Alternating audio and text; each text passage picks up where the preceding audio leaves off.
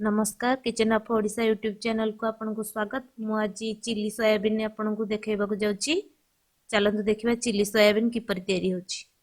Soybean पई मु आवश्यक सामग्री रखि देइची सजेइकी। प्रथमे हमें टमाटो लंका अदा रसुण आकु छोट छोट करी खंड करी काटि देइची। एटा गोटे चिली आइटम हेतिबारु प्रथमे हमें पियाज को एमिति काटि नेबा।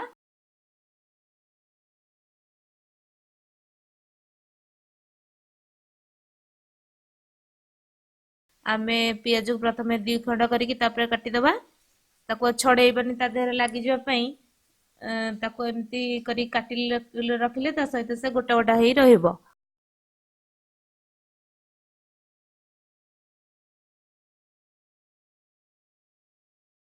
आमे चिली सोयाबीन पई पियाज तो काटि लेबे। कैप्सिकम गोटे कैप्सिकम काटि नेची ता सहित जीरा सुखिला लंका गुंड अल्प किछि लूण मैदा कॉर्नफ्लोर हळदी गुंड ग्रीन मटर आवश्यक अनुसार तेल आउ सोयाबीन आकु सब ने थोई देइची। आकु नै आमे चिली सोयाबीन तयारी करिबा। चिली सोयाबीन पई जो सोयाबीन ने जाइची ताकु प्रथम गरम पानी रे फुटै नेबी। से टिके सिझी गला परे आमे ताकू काढी नबा गुटे प्लेट को काढला परे सेतरे ग्रीन मटर आउ टिके लूण हळदी मैदा पकई दबा। तापरे कॉर्नफ्लोर पकई नबा ताकू फेंटी दबा। तापरे सोयाबीन चिली सोयाबीन रे हमें पकई दबा लंका गुंड आवश्यक अनुसार लंका गुंड पकईबा। जेतिकी हमें खाई परिबा सेतिकी पकईबा। तापरे जीरा गुंड टिके पकई दबा।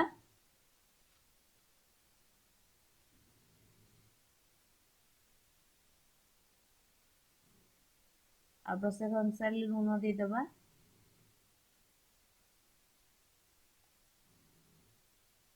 और आमे ताकू मिक्स कर दबा फेंटी दबा ताकू भलो भाबरे। ता देहरे जेमती कॉर्नफ्लोर मैदा लागि रुहे से भली हमें घांटी नबा। आस्ते आस्ते हमें घांटी नेले तार कलर सोयाबीन को घांटी नबा। मैदा कॉर्नफ्लोर जो पड़ीची से गोटा गोटा हेई रही जिवो जाद्रा कि हमकू छाड़ीबे सुविधा हबो।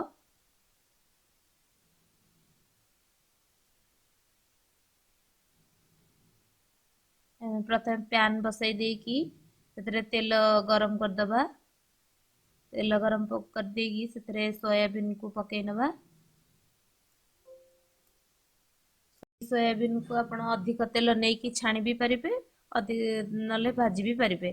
मु ताको अधिक तेल नेकी भाजी देइची। देखंतु मु भाजुची सोयाबीन को मु भाजी नेउची। एई भली गोटा गोटा करिके हम भाजी नबा। भाजी देला पर तार कलर टा ब्राउन कलर आसी जिवो। हम किछि समय एई भली भाबे भाजी नबा।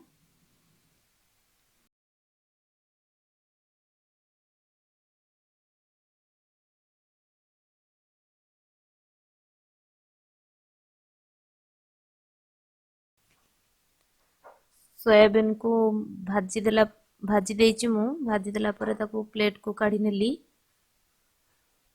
देखंतु कि सुंदर देखा जाउची ब्राउन कलर हे जाइची। प्लेट को काढी देइची मु।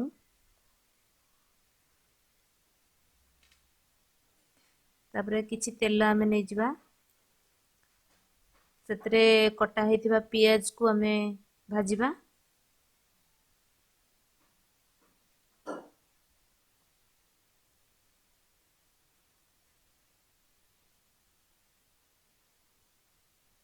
तापरे आमे कैप्सिकम पकई दबा। कैप्सिकम पकया गला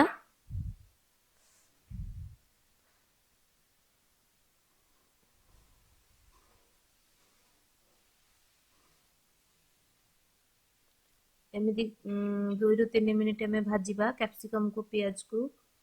सेतरे किछि लूण नै जिबा जहा द्वारा कि पियाज कैप्सिकम सहज रे सिझी परिबो।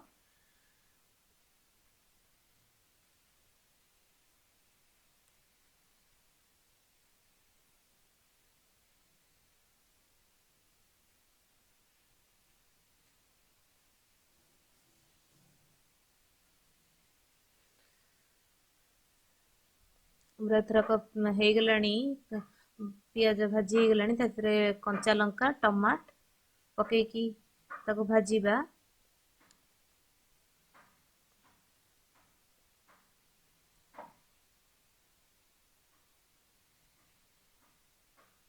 କିଛି ସମୟ ଭାଜିଲା ପରେ ଟମାଟୋ ଆମର ସିଝିଯିବ।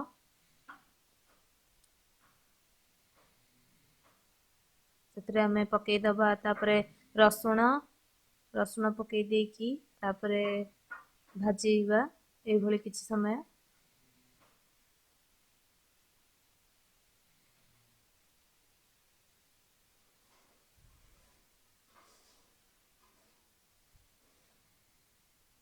ତାପରେ ଆମେ ଅଦା ପକେଇଦବା।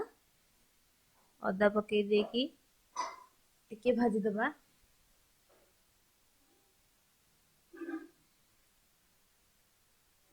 ଏଥର ଆମର ହେଇ ଆସିଲାଣି ମସଲାଟା।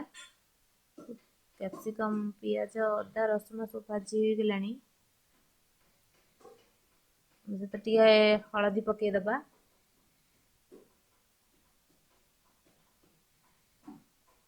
ହଳଦୀ ପକେଇକି ତାକୁ ଘାଣ୍ଟିବା। ହଳଦୀ ଲଙ୍କାଗୁଣ୍ଡ ଜିରା ଗୁଣ୍ଡ ପକେଇକି ଘାଣ୍ଟିବା। ତାପରେ ଟମାଟୋ ସସ୍ ଚିଲି ସସ୍ ପକାଇକି ଘାଣ୍ଟିବା।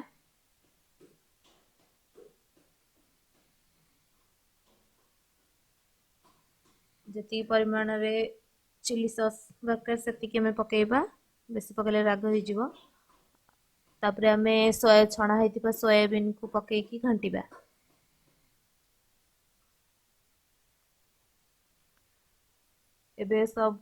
ଏବେ ମୁଁ ଘାଣ୍ଟି ନେଲି ମସଲା ସହିତ। ସୋୟାବିନକୁ ଭଲ ଭାବରେ ମିକ୍ସ ହେଇଯିବ ମସଲା ସହିତ।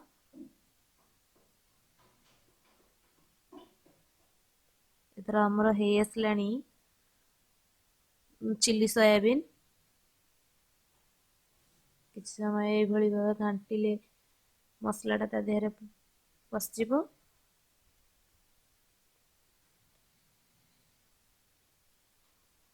ତାପରେ ଆମେ ତାକୁ ପ୍ଲେଟକୁ କାଢି ନବା।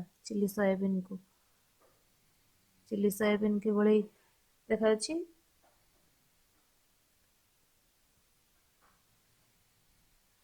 ଆମେ ସେଥିପାଇଁ ସଜେଇବା ପାଇଁ କିଛି ଧନିଆ ପତ୍ର ନେଇଛେ। ତା ଉପରେ ଧନିଆ ପତ୍ର ପକେଇବା। ପକେଇକି ସଜାଇଦେବା।